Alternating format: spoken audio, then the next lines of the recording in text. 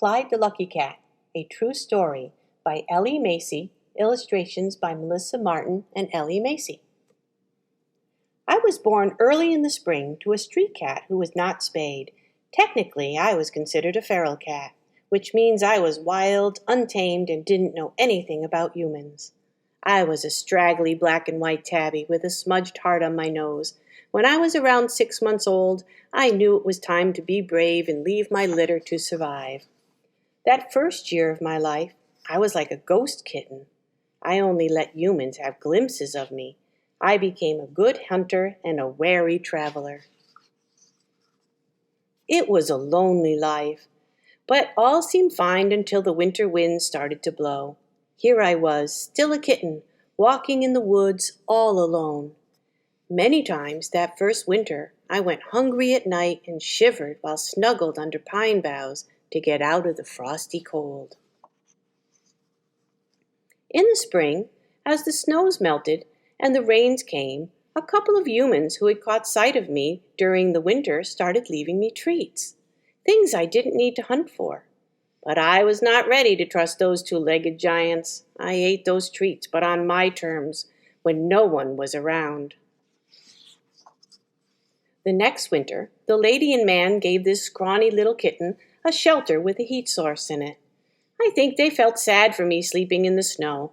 It took weeks of them leaving a food trail before I would venture into its dark mouth of an opening. I was terrified the first time I went in, but oh, the warmth! I might be gone for days at a time, but when the wind howled, I did not hesitate to head for this shelter from the cold. By my second birthday, I think I had this couple under my kitten spell.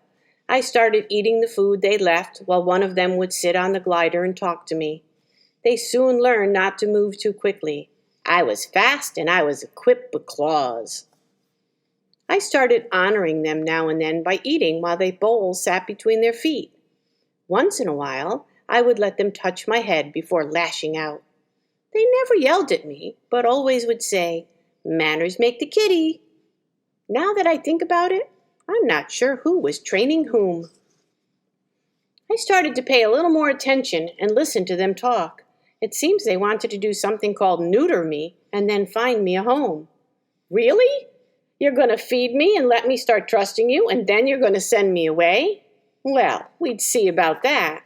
And what was this neuter thing all about? I found out soon enough what they had planned.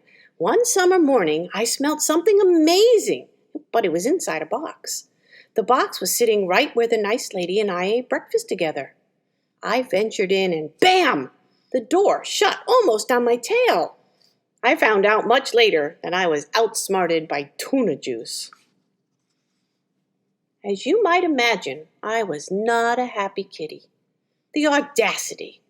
Next thing I know, I was moving, but without using my own paws. I was frightened.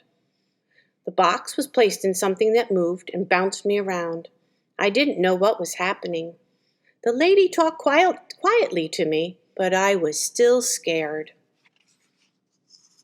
I was terrified and lashed out with all my might when a strange person in the white coat tried to touch me.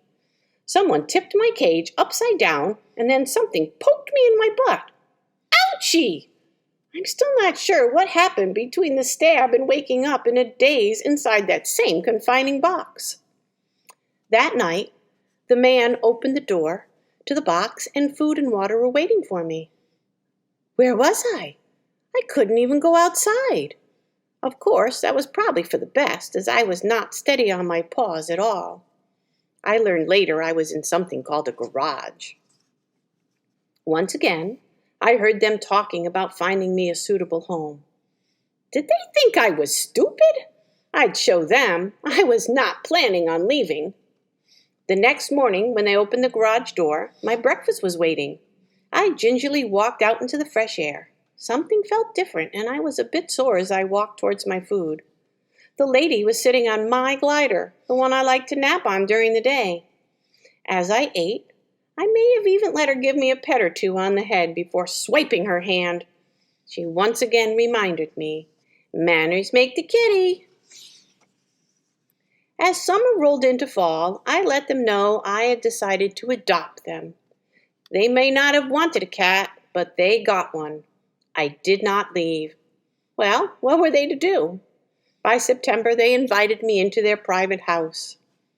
Wow, I couldn't believe it! I was inside their home. I quickly found a warm place and a soft rug to curl up on. I was, well, pretty content. The next thing I knew, I had to go potty and I wanted to go outside. But the lady started digging in the box. I mean, really? Did she think she was a cat? My new adoptive mom even put dirt and leaves in it to help me understand. I learned that night what a kitty litter box was. I ended up using it and staying inside all night. So, here I am in the spring of my 3rd year of life. I have a new home and not a care in the world. My adoptive parents dote on me and tell me how lucky I am. I, of course, let them know how lucky they are by purring, sitting on their lap, and playing with all my new toys.